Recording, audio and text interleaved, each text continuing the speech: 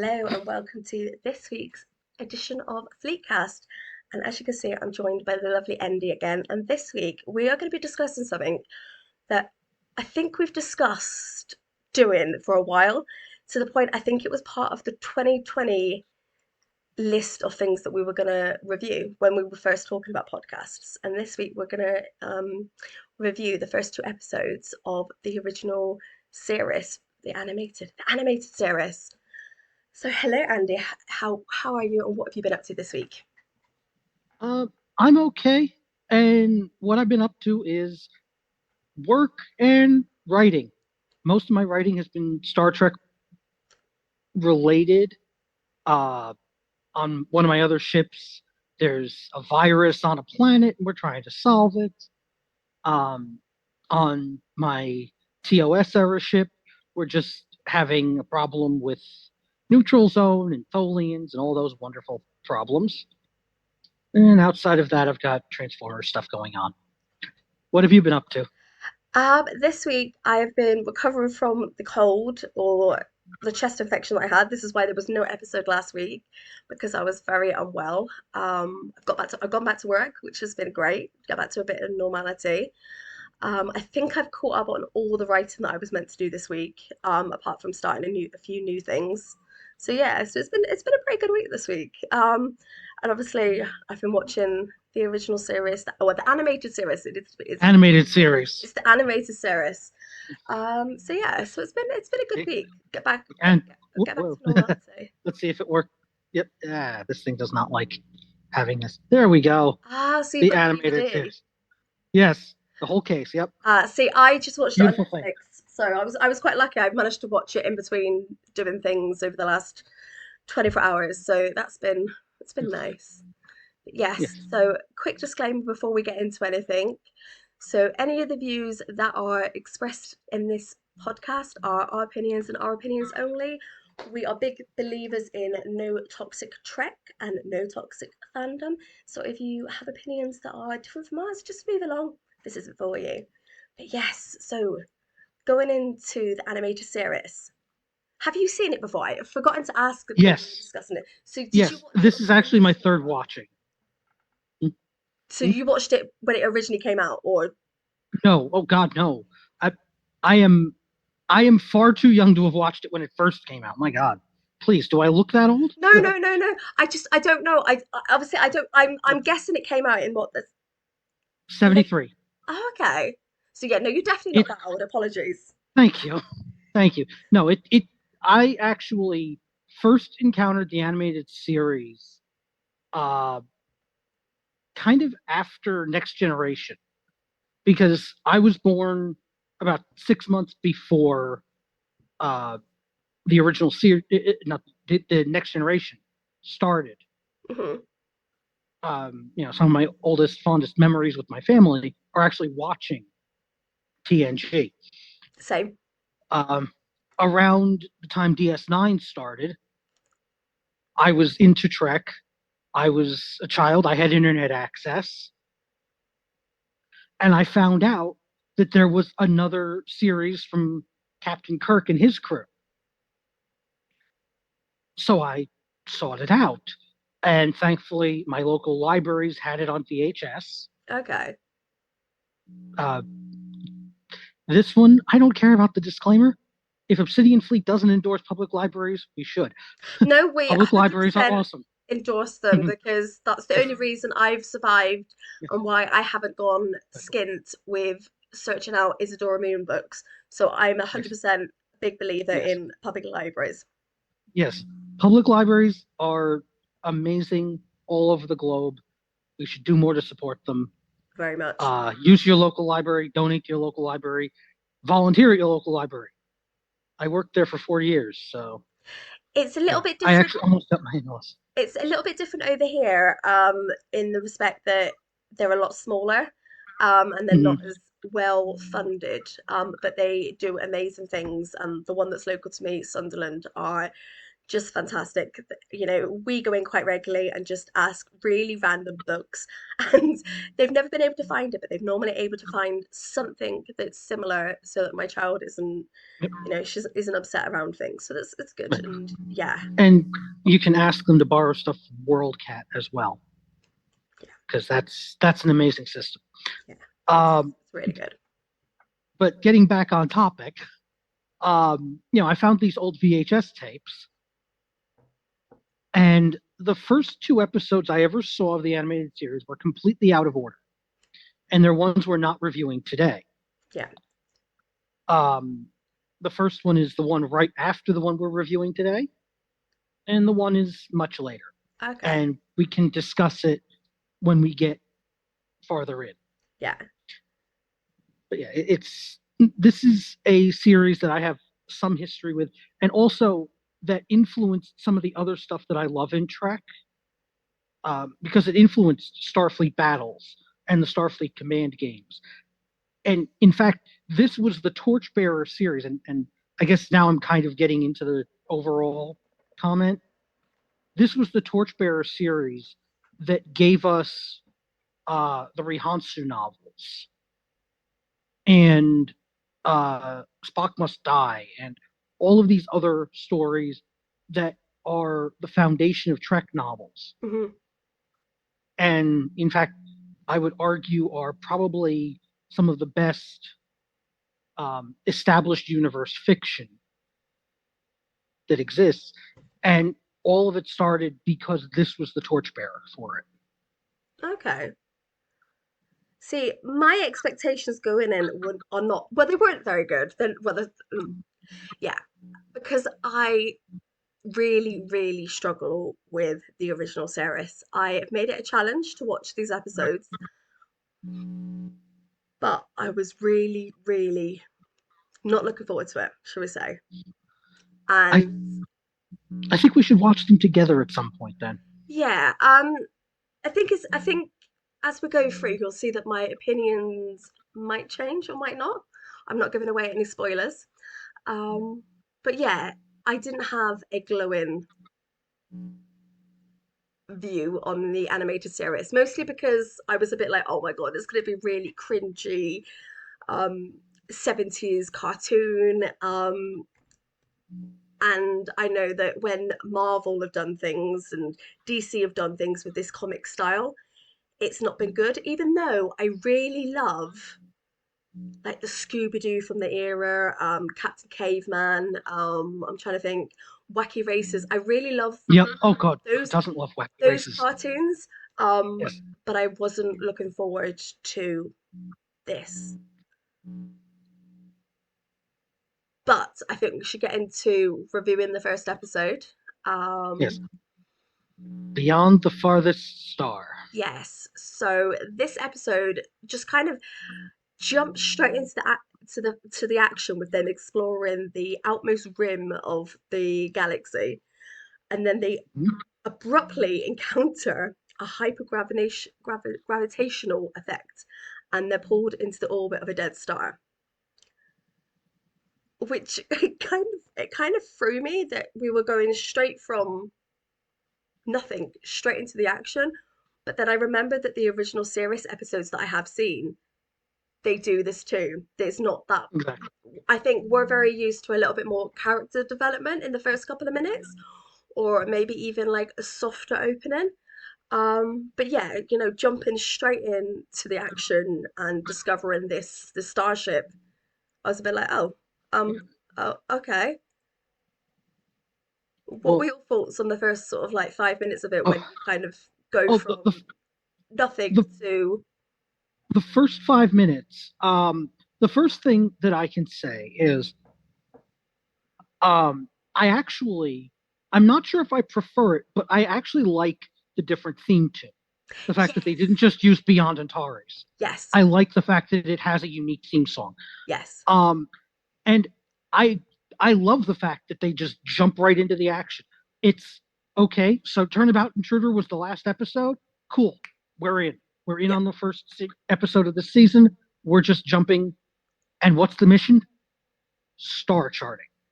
yeah, It's just It's the most boring thing you can imagine. Yeah. And as you said, then they find the dead star and they get drawn in. And then, of course, we get into the interesting parts of the episode. Yes. And I love that introduction to the alien ship. The fact that it is so much bigger than the Enterprise, the fact that it provides a sense of scale that you couldn't have gotten with a live action model. Do you know what? I actually found myself in the first 5 minutes of this episode. I actually preferred it compared to the original series, and I can believe it.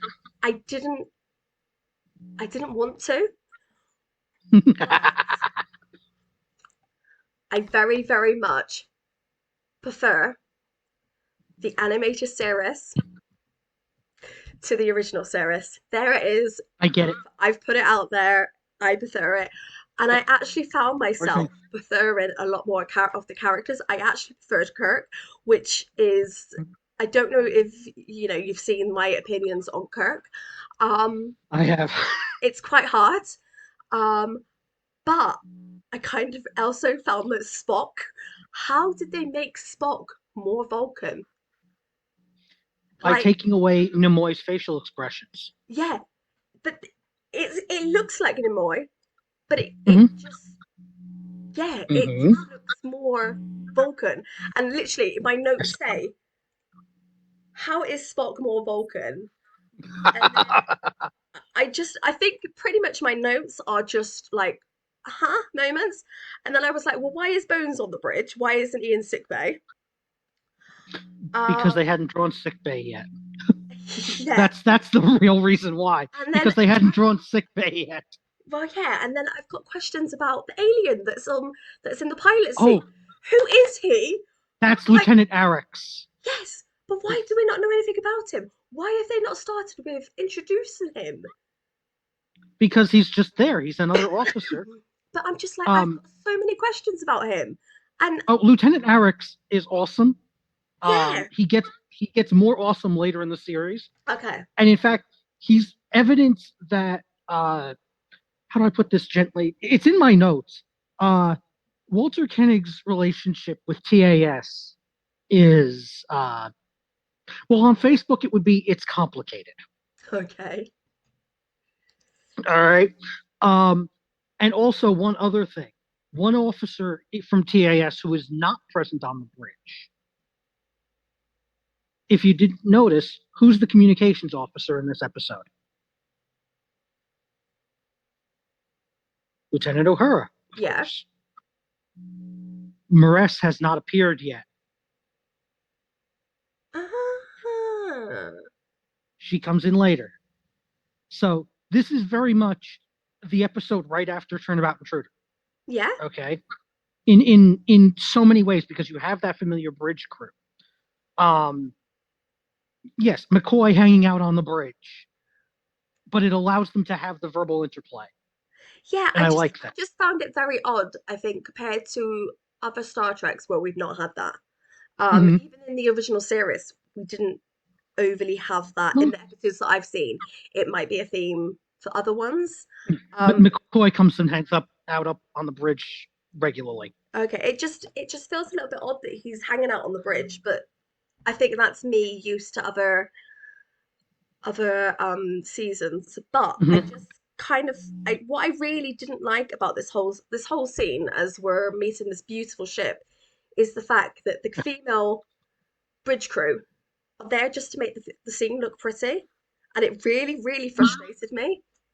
Like there was a Yeah, yeah it and I obviously Uhura does not have enough lines in this episode. I'm going to tell you I'm looking at it. straight up. You're right, Yeah, I'm looking at it but with two she gets sides of my redeemed soon.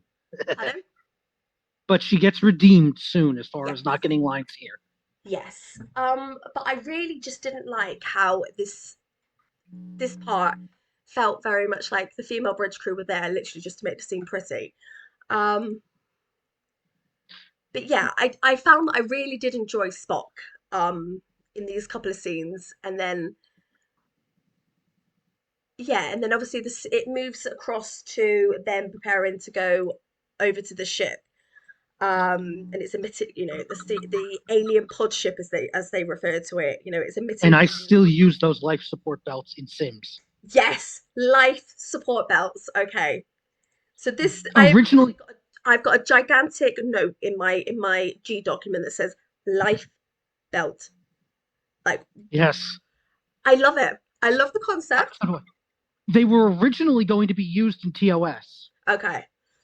Okay, I in do. the Naked Time, or no, Naked Now, they were originally going to be used, but they couldn't find an effect that they liked, and Yes. that's why they went with the bulk Yes. EV suits. They could have only used this concept in cartoon. Yeah. But I just found myself giggling at it. I was like, well, why?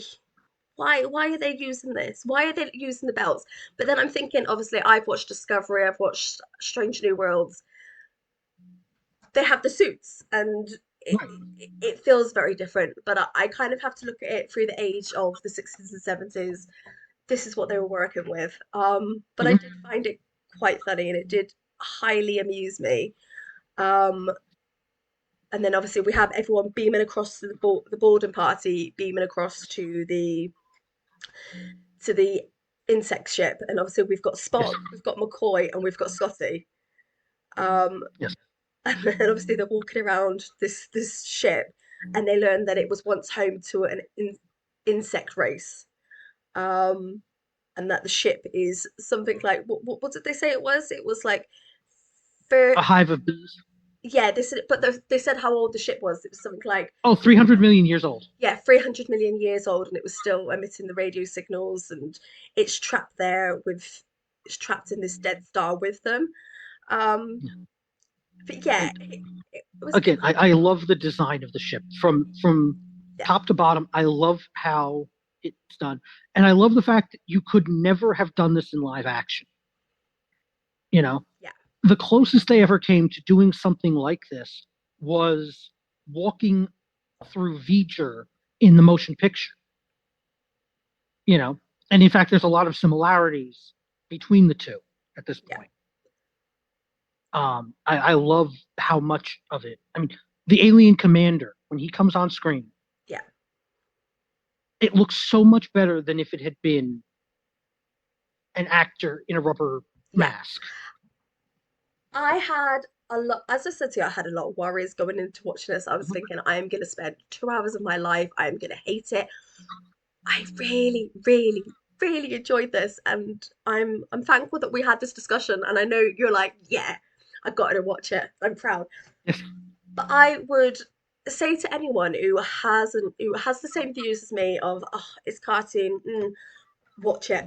If you are a Trek yes, fan, I think you definitely need to watch because I really enjoyed it. I enjoyed the 100%. imagery. I enjoyed the fact that the concepts they would not have been able to do with the original series.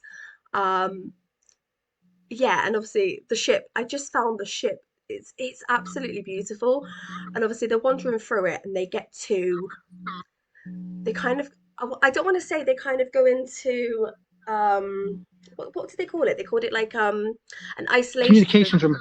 It Yeah, was they, yeah, an they isolated chamber. yeah, Um an isolated chamber. They had jury rigged of Shield yeah, against this alien thing.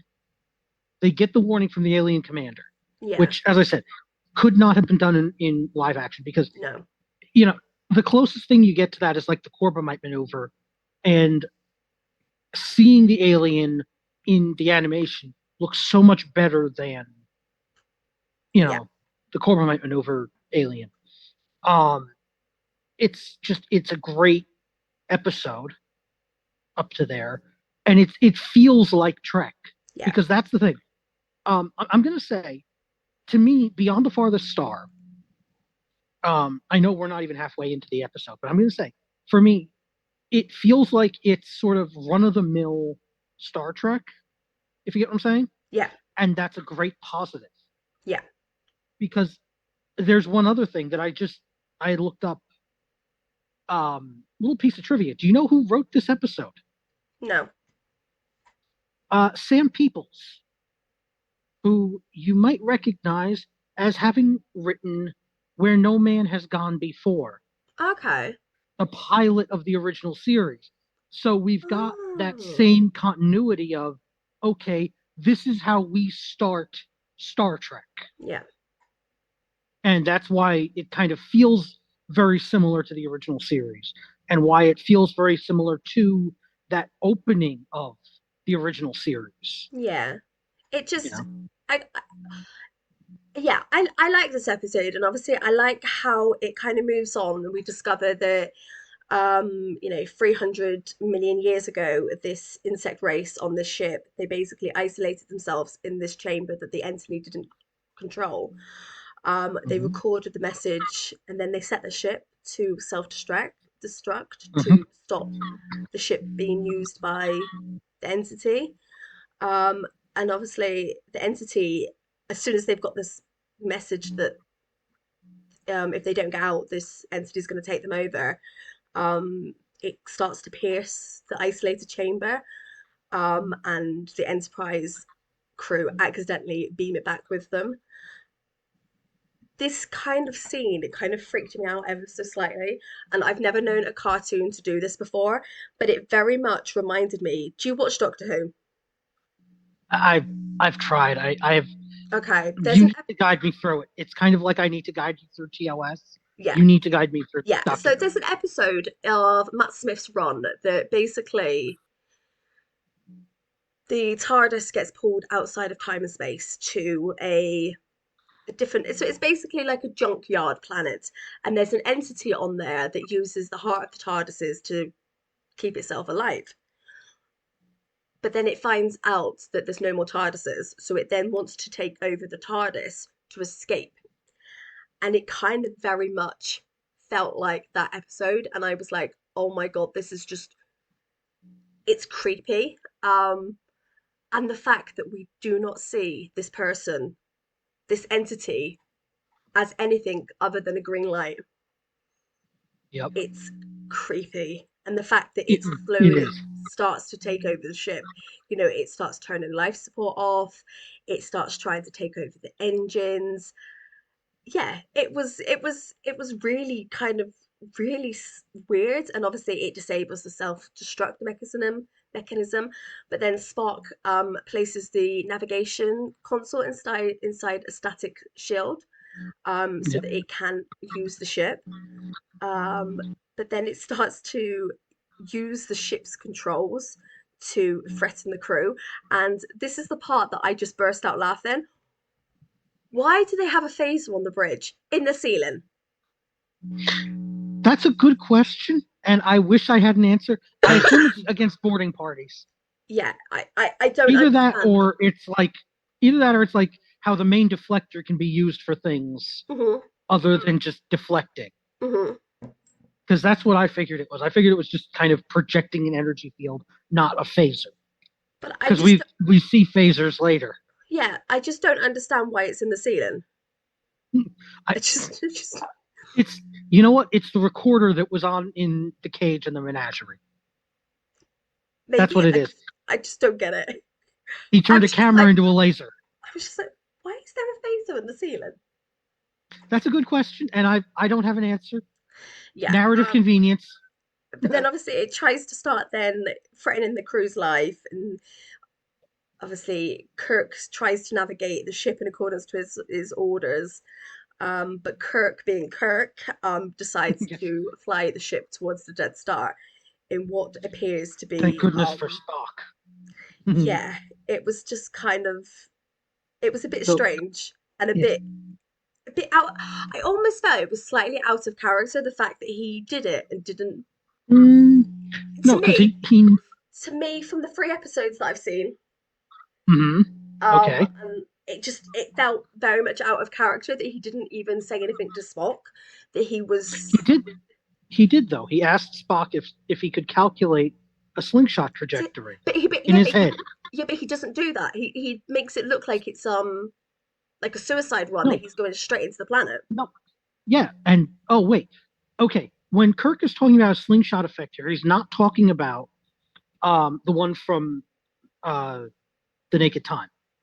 He's talking about the actual like orbital mechanics version Mm. of a slingshot effect, which is the same way that astronauts get back from the moon and so on, Yeah, but obviously he where makes it. you accelerate at periapsis. But to me, watching it, he was just like heading dead at this planet, and it obviously maybe that was the Y- whole point of it. It was to make it seem yes, like, but exactly. Like, it just felt a bit odd and a bit like, oh, Spock's not Spock, Kirk's gonna save the day. He's the only person who can do it.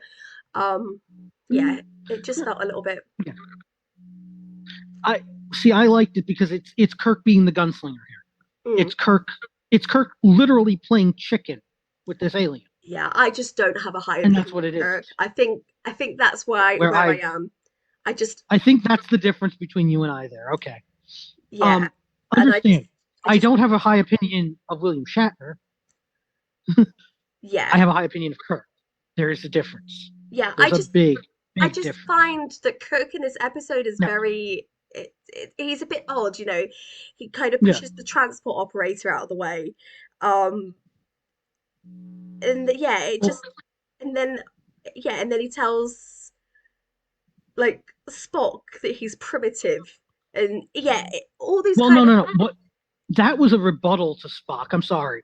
When Spock was like, you know, uh, something or other primitive life forms, and Kirk's like, "We're all primitive, Mister Spock, yeah, even you." it just felt really strange to me that Kirk didn't feel Okay, like the Kirk that I'd seen in the original right. series.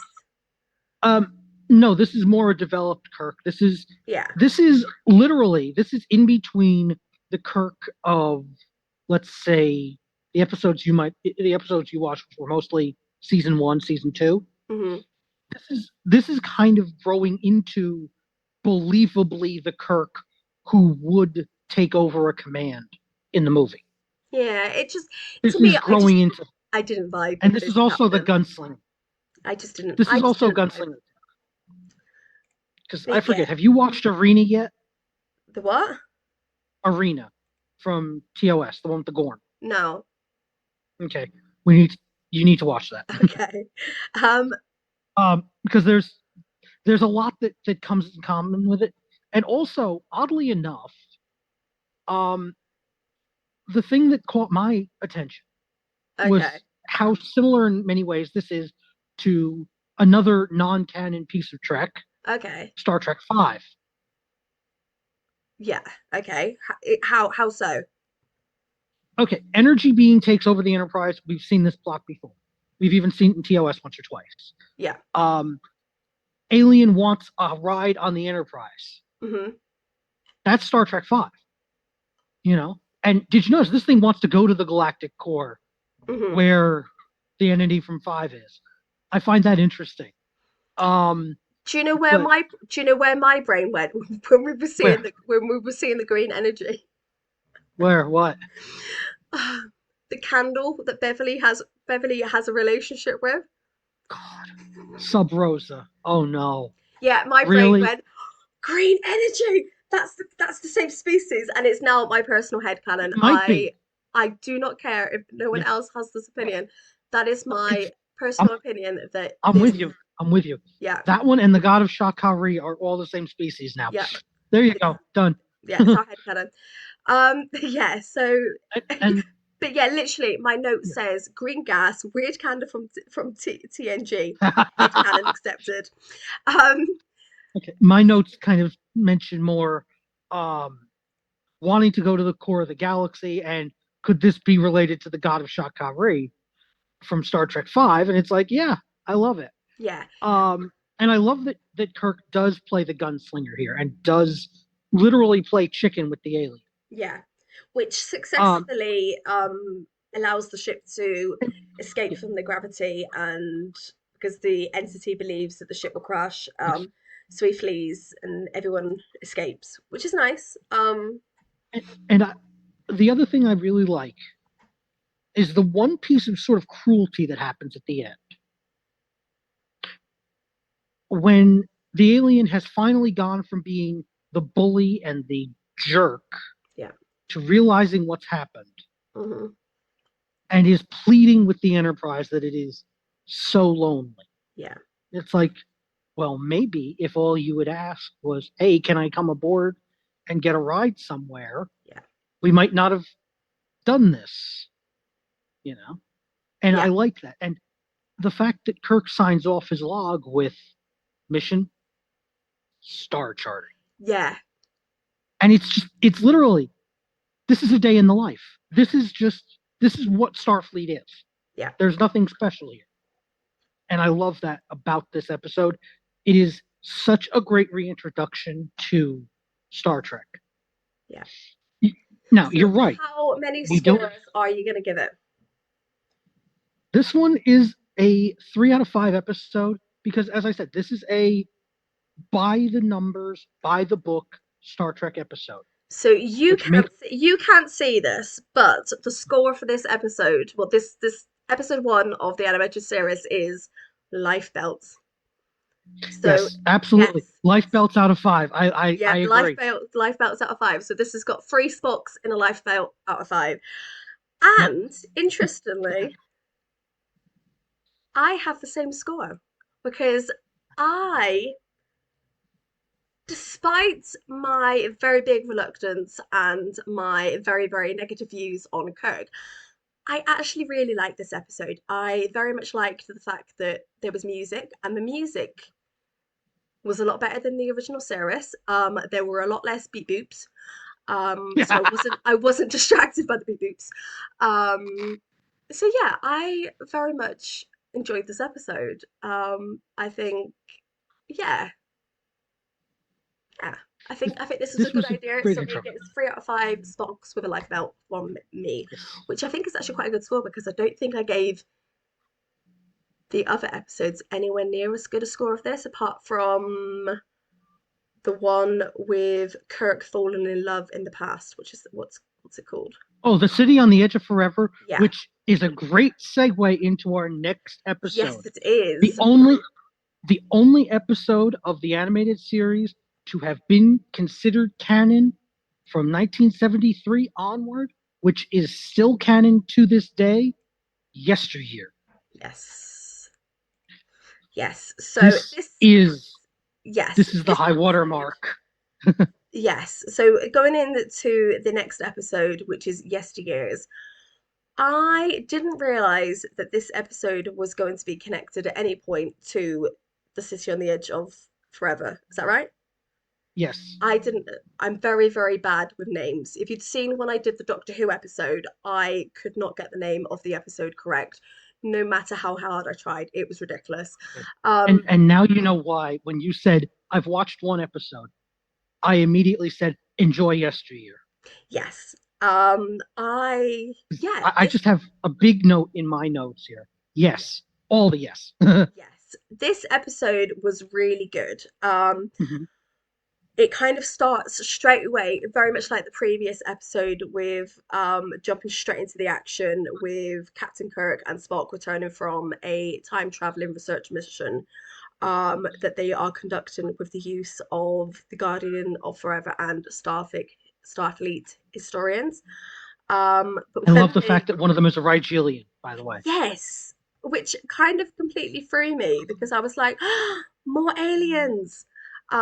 Literally, my notes, wherever it is, literally say, oh, it starts with, oh, timey-wimey mission. I like this. And then alien with wings, huh?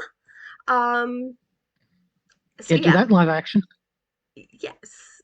Um, so I was Also, a bit thrown by the fact that we have a lot more aliens in these two episodes than we have had in the 3 episodes of the original series that I've seen.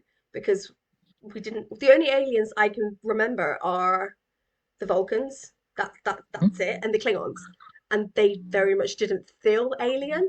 Um, because and obviously and, and constraints of wait, no, you time. watched Balance of Terror as well. So Yeah, the and the Romulans, Romulans, but they all felt very human. They very much they didn't look alien. Where right?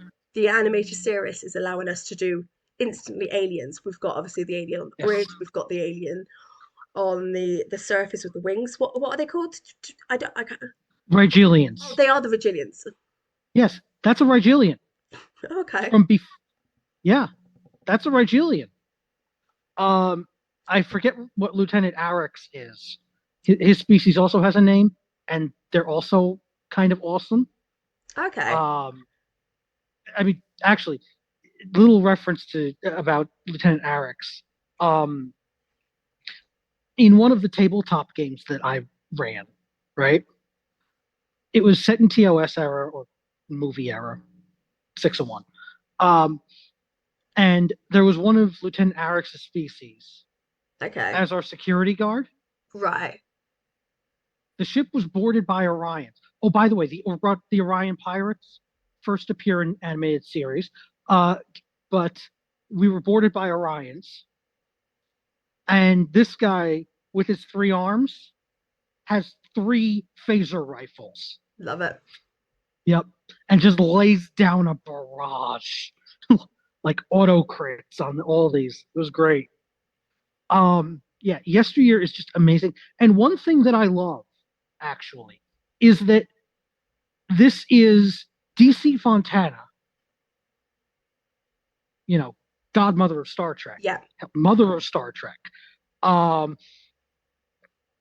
doing the second episode again as she had done in before, um, and reintroducing a concept first brought to us by Harlan Ellison. Okay. But she had rewritten the script for City on the Edge of Forever so much that Ellison wanted his name taken off it. But she had wanted to reintroduce the Guardian all the way back in season 3. Yeah. Okay. This is her getting to do that. And this is DC Fontana at her most awesome Yeah. as a writer. I Um, I can very much see that because obviously as the episode Kirk and Spock come back and they're like who's that, who's the person next to you, Jim, who's the Vulcan, and right. obviously it's revealed that something has changed Mm-hmm. around the And then universe and they no longer recognize Spock. and um it's like this is not if there's a joke, I don't like it. yeah, No one should be treating my first officer with disrespect. And in comes Thalen, yeah. who, by the way, shows up in some novels as being basically a science officer on the Enterprise later. But I really like the fact that I think it was a good choice for them to replace the Spock with an Andorran. I Oh find the yes, fact that obviously we know in the future with the Enterprise the relationship between the Vulcans and Andorrans, and I find it very interesting that they made this but choice yes, and back Thalen then. is the one who mentions that the Andorians are a warrior race, Yeah, which is great. I mean, and also one thing I really enjoy is that, and this is actually later in my notes, but super notable as being like a TOS era thing. Um, that nobody really questions Spock. They don't say that he's, deceiving them, that he's a yeah, spy, that he's a this, he's a that. No, he's a Starfleet officer. He needs help. yeah, The immediate thought is we help him. We yeah, we figure out what's wrong, we solve it, we make it better. yeah.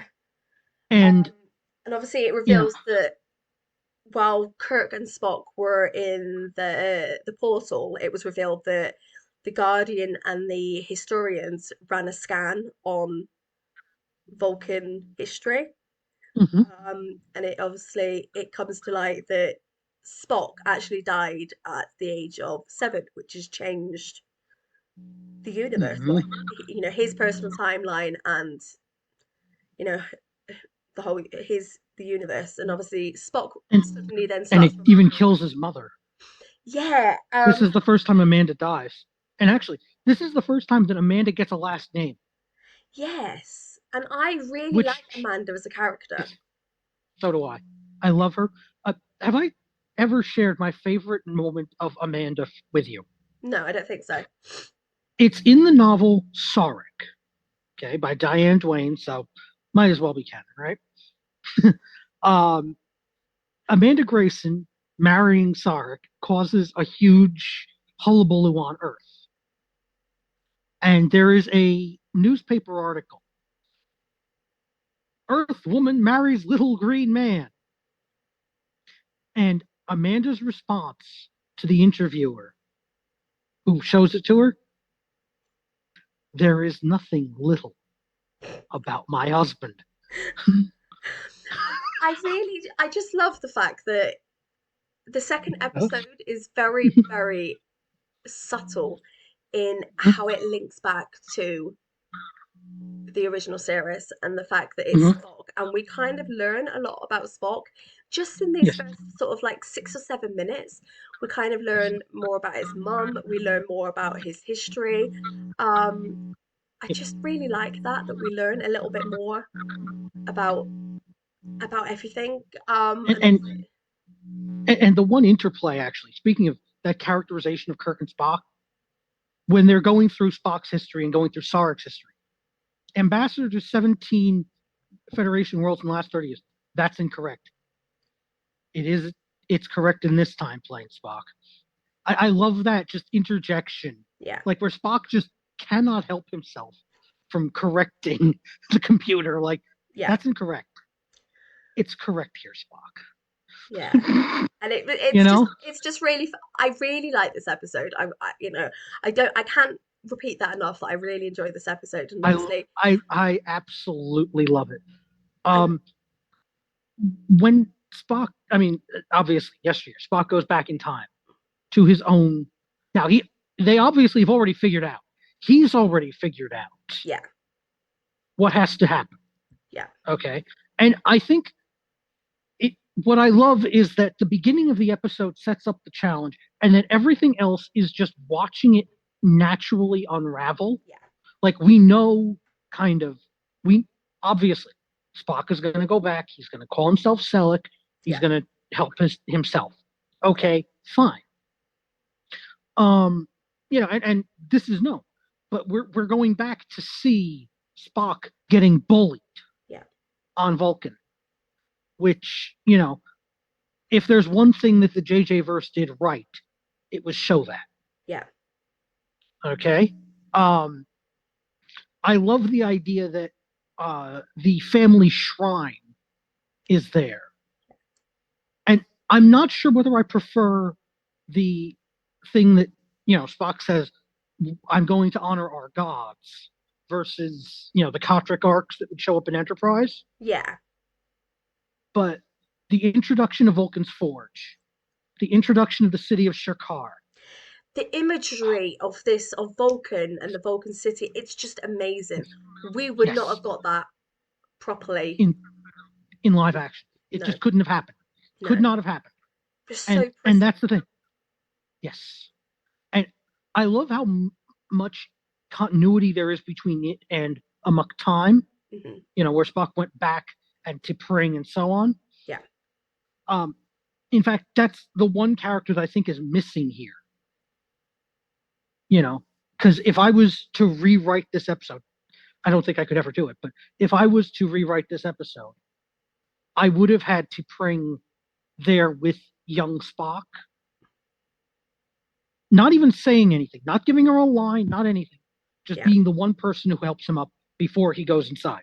yeah, When Sarek doesn't apologize for the bullies, doesn't say, you know, I'm sorry that you had to see them mistreating my son. No, he apologizes for his son's emotional outbursts. yes. I got quite annoyed And as a parent over this, and I was yes, like, and I just yes, and even though there is very limited facial animation in this, you can almost see Spock like you yeah, yeah, motherfucker.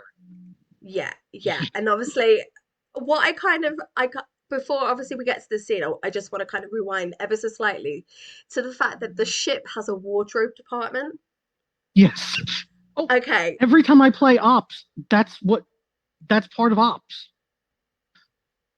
this is now a headcanon that I am going to be bringing in on either, Yes. well, it's going to be Atlantis. I am going to bring in the wardrobe department because I am now in love with this concept. I was Do watching you this need a episode. clothier? I Do you was need a watching. tailor? I was watching this episode last night after I finally managed to get Tiny One asleep. So I was watching it probably about 11:30, and I Mhm. literally was laughing to myself about the fact they now have a wardrobe department. Mhm. I love that concept and the fact that the department is so it's just so good that they're able to produce this in seconds. Um, Glad to see that even in this time playing the ship's crew are efficient, right? mhm. The only continuity thing I had about this kind of couple of scenes was the fact that the Guardian felt more efficient because obviously Yes, previously he was or she, well, he. he, I mean, the voice was a he. It. yeah, you know, the Guardian wasn't able to give send them at the same time, but he was able to Right. do it now, and I was just a bit like, that's a bit Yeah. different. Is that part Yeah. of the story plot? Not really. It's one of those things that gets glossed over because Ellison wrote it the way he did to do that story.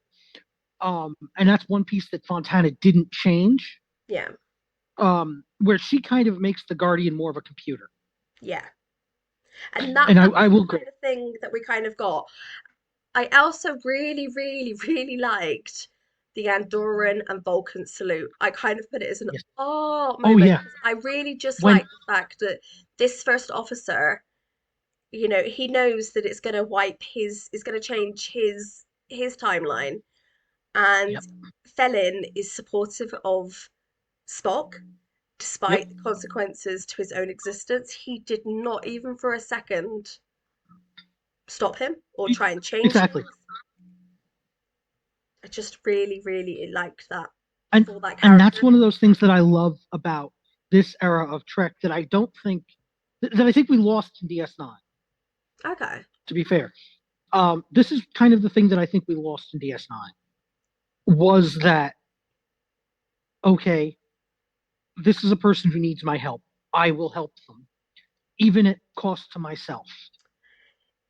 You Because haven't you haven't seen obviously Discovery. I actually there's several episodes that we do see that in Discovery, and actually yeah, we see it pretty much in all of them. But I mm, can see it's not so much in Voyager because Voyager has a lot of yeah, issues around that. The fact that it's very much the crew have to survive, and they yes, kind of do it at in sometimes at all costs. Yeah, including timeline costs, yes. yeah. So yeah, Because I can see how many that versions of Voyager is Harry are good. there? Sorry. Yeah, I was saying how many versions of Harry Kim are there? Yeah. But I do feel that maybe Discovery, Picard, and Strange New Worlds, even Lower Decks, very much do that sometimes. For the fact that Lower Right, Decks is very silly, Mariner and the other characters are very good officers. They are quite funny. Um, that's good. but yeah, so I kind of like the vibe of this Andorran, Thelen. He he does it and he doesn't even challenge it, which obviously allows Spock to go back to the past and meet his dad, and he's welcomed into the home of Sarek and Amanda as Selleck, um, Yes, and it just these scenes are quite hard to watch. Um, yeah, they are quite hard to watch as a parent, I knowing that your child is struggling, and Amanda, as a parent, is desperately trying to help. oh yeah. Amanda is definitely the better parent in this episode by Yeah, far. yeah, And I think okay, Sarek kind of figured out who Spock was. yeah. I Like think right he up got it. front, he almost figured it out. But Amanda, I think, knew. Yeah, I think Amanda, when she saw what happened with Spock and well, Spock leaving, while yes, her first thought is, "Oh my God, would he hurt the kid?" No, he wouldn't. Right? At the moment that she realized what was going on, she kept her mouth shut. yeah, But I think she knew that that was her son out there yeah, helping himself. yeah. And maybe that was the thing that she couldn't do. Yeah. And obviously they go into the desert with the werebear or the No, saber-toothed bear as I would say a lot, say a lot. werebear. It's a stay lot, Um stay lot, and his name is Ichaya. Achaya, yes. Achaya following them. And and then we hear the thing that I love about this episode that if I was giving it a goofy rating, this is where mine would come in. When the Lamacha roars. Did you recognize that roar? Because I sure do. No. Well, I'll give you a clue. In 1973, Filmation was doing another series adapted from a different property. That is Godzilla's roar. I I can't say I've watched Godzilla, to be fair. Okay, It's not we need it's to fix that. it's not a thing. It's not a thing I've ever enjoyed. I've never really watched. I think I know I We like. need to fix that. I've watched the 1923 one, but I've never watched like anything really since. 54. 54. Yeah, no, I watched It's one. not 20. No, no, no. What It's not 23. It's 54. is Because it? the earliest monster movie is King Kong in 1933. And then Godzilla is 1954 in Japan and 1956 in the version with Raymond Burr in America. Oh, okay, I don't know. Whatever. I've seen a very old one. I know I'm a that. Godzilla fan. Yeah, we, we'll fix that. We'll Okay, fix that. And okay. you should have seen minus one. Minus one was great. It was near perfect, honestly. Just it really was. Uh, But but yeah, yes, so it the kind of. Lamacha having Godzilla's roar. Hmm. Um, I'm like, oh wait a minute, right? In '73, they were doing the Godzilla series, and also, that roar to me means oh shit time. It means run, Yeah, and to see Aichaya, you know, while Spock is, while young Spock is getting away and old Spock is trying to catch up, seeing Aichaya going up against this monster hmm, of a beast, you know, regardless of the Skryunk, uh, it's amazing. And then Spock just comes in and boom, neck pitch, yeah, which of course was part of the crux of the episode. You know, will I ever learn to do a neck pinch like that? I think you will, yes.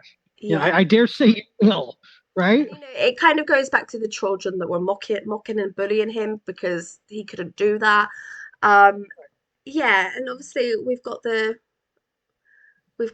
beasts getting hurt, and yeah, Chai, yeah. a Chaya. I kind of got a And bit sad. I was a bit like, oh goodness. oh, he was mocked and he was told that he was fat and too old to do anything, and he's just saved young Spock's life. I was like, Well, no, I don't feel that what he said to Aichaya was trying to mock the yeah, beast. he was trying to get him No, to go, but I was like, he was oh, trying to get him to stay home because this is his only friend, yeah, right? And imagine if you decided to go out on a very dangerous wilderness trek where there's like mountain lions or whatever, and this old dog of yours that you love yeah, wants to go with you. That's exactly what this is. yeah, and And I was just like, oh, and God, the scene that comes after that with the healer, it still brings me to tears. I mean, yeah, just thinking about it does, because if you've ever had a pet that you've had to euthanize, Fontana does not let up on this. This is one of those things that I love about the animated series. Yes, it's a cartoon. yeah, Yes, it's animated, and yes, it was on Saturday mornings, but it never talks down to the audience, and it doesn't bend on the subject matter. yeah, Yes, are we teaching people a lesson on euthanasia? Yeah, we are. Absolutely. We're not, we're dropping, but we're also not talking down about it. yeah, And the fact that young Spock has to make the decision, you know, and adult Spock is standing there kind of in mute horror because it's like, this shouldn't have happened. yeah, He did this, he didn't die before. yeah, What on Vulcan is going on? yeah, You know? And the fact that adult Spock was like, I can try to ease the pain. where you can feel that there is compassion in Spock. Yeah. That it's like this shouldn't have happened. This didn't need to happen. I'll do what I can. Yeah. And then leaving it to his younger self to make the decision.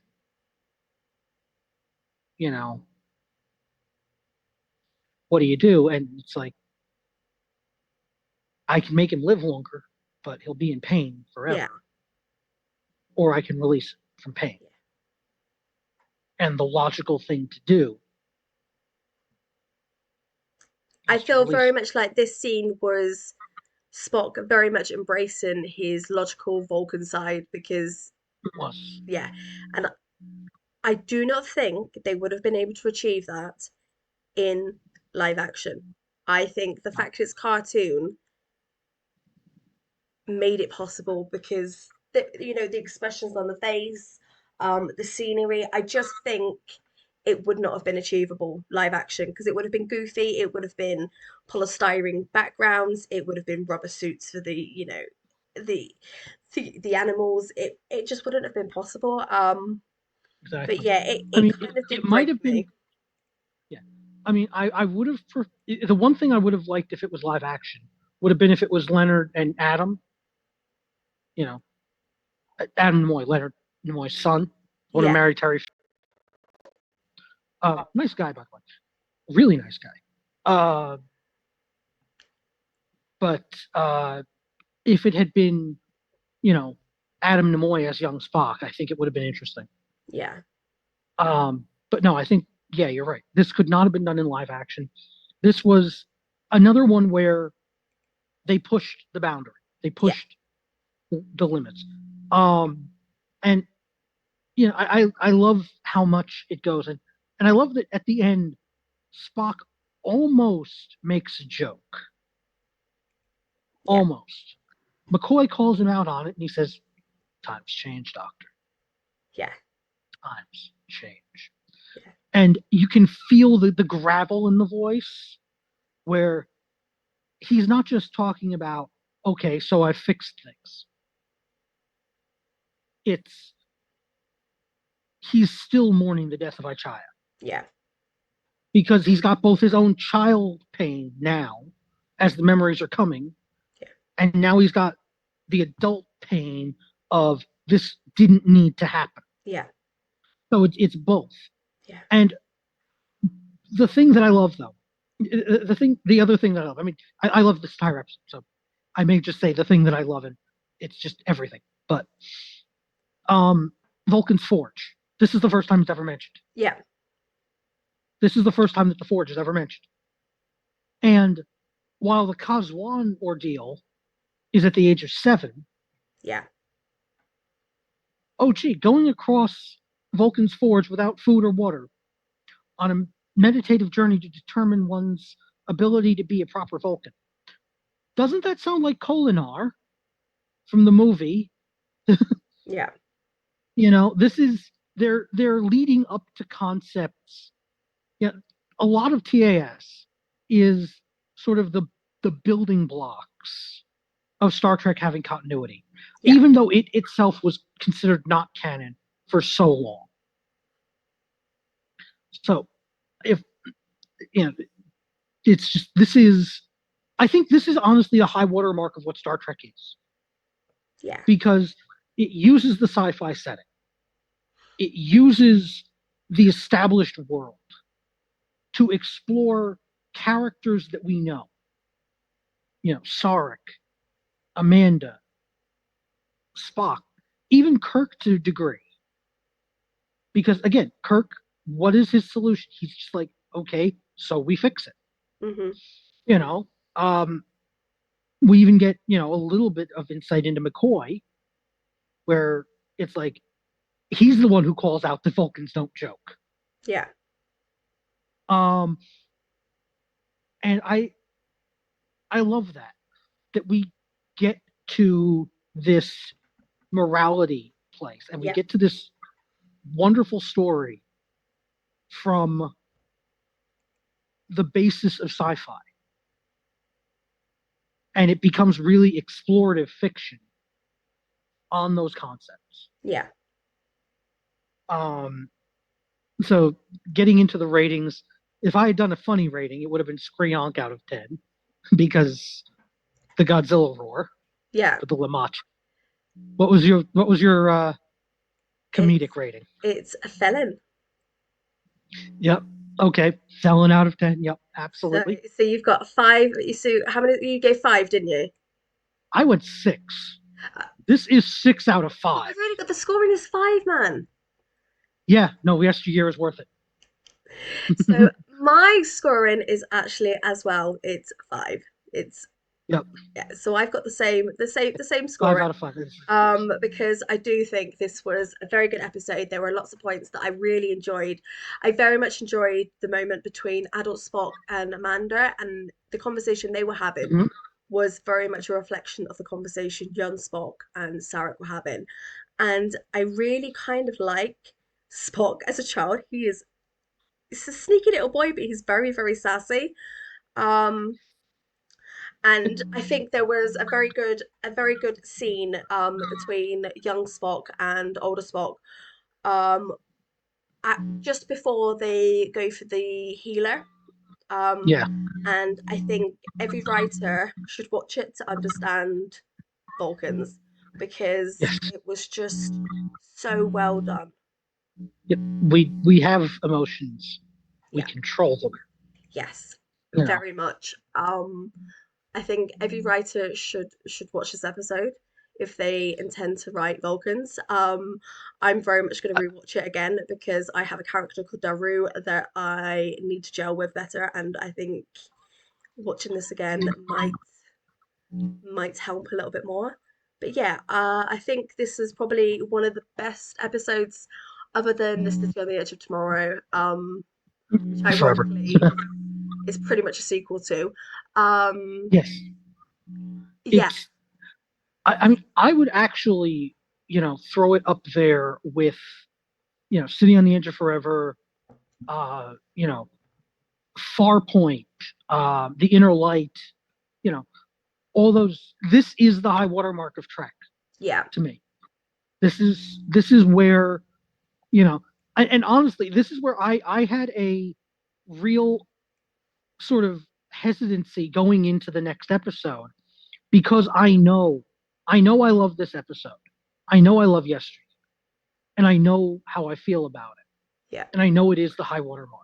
yeah. So whenever I go over to One of Our Planets is Missing, which unfortunately I don't always remember very well. But that's going to be Um, the next episode. yes, It's going to be the next episode. exactly. So you only get Okay, so we're doing that for episode 2. yes. So Okay, it will so we're splitting be this. so we do two episodes in this one, and then we will do the other two episodes in the next one.